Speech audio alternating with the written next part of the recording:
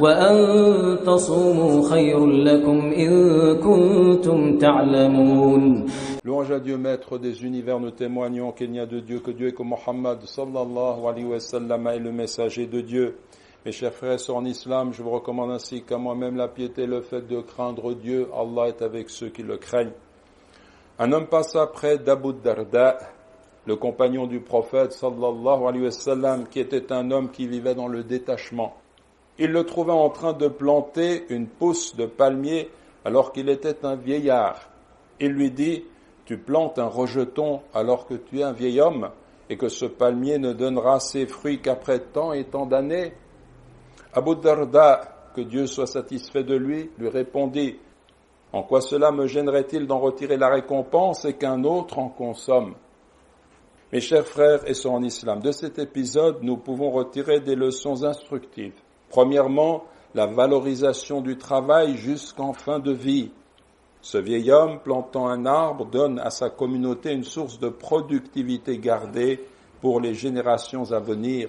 Il ne se contente pas d'être un poids pour la société dans laquelle il vit ou de faire partie des consommateurs désœuvrés qui ne prennent pas part à l'effort de productivité. Le principe selon lequel c'est avant tout pour obtenir l'agrément de Dieu qu'il faut s'engager, ainsi est confirmé par la parole du messager de Dieu, sallallahu alayhi wa sallam, qui a dit: si l'heure dernière arrive alors que l'un d'entre vous tient dans sa main un rejeton de palmier, s'il peut faire en sorte que l'heure ne se lève pas avant qu'il ne l'ait planté, qu'il le fasse. Hadith rapporté par Ahmad et Al-Bukhari dans Al-Adab Al-Mufrad. La pousse ou le rejeton renvoie ici à toute action utile qu'entreprend l'homme. Il convient qu'il ne l'abandonne pas jusqu'au dernier instant de sa vie. Ainsi, lorsque le décret de Dieu qui mettra fin à sa vie s'accomplira, il reviendra à Allah, exalté soit-il, de le rétribuer pour avoir agi positivement. Mes chers frères et sœurs en islam, l'islam a mis en valeur l'effort et l'action entreprise en faveur des enfants et des parents. Le prophète sallallahu alayhi wa sallam passa près d'un homme et ses compagnons remarquèrent combien il déployait de force et d'énergie. Ils dirent: ô messager de Dieu, si tout cela était accompli dans la voie de Dieu, c'est-à-dire dans le combat contre les ennemis. Le messager de Dieu sallallahu alayhi wa sallam dit alors: s'il est sorti en s'efforçant de subvenir aux besoins de ses petits, il agit dans la voie de Dieu.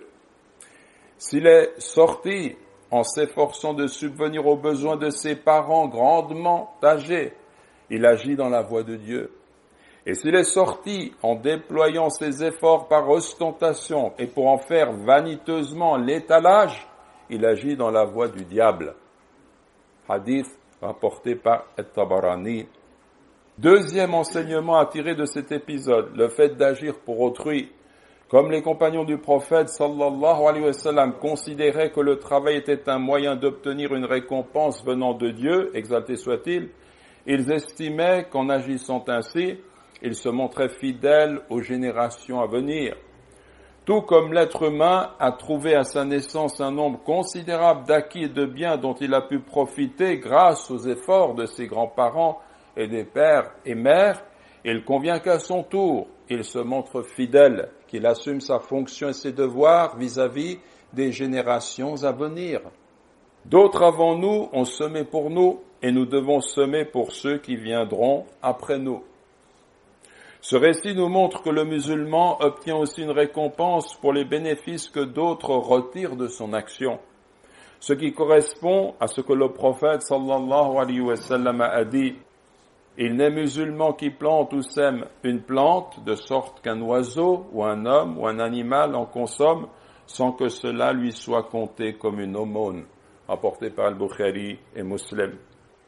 Le prophète sallallahu alayhi wa sallam a dit également: tout musulman qui plante un arbre fruitier ou sème une graine se verra compter pour chaque homme, chaque animal et chaque oiseau qui vient en manger une aumône au jour de la résurrection, rapporté par Muslim. Vous vous rendez compte, quelqu'un a semé une graine, un arbre a jailli, a donné un fruit, un oiseau est venu, a picoré sur le fruit.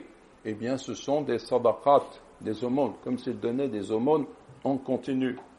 Nous demandons à Allah, glorifié soit-il, de bénir nos actions et notre travail et de nous préserver de l'ostentation et de l'hypocrisie.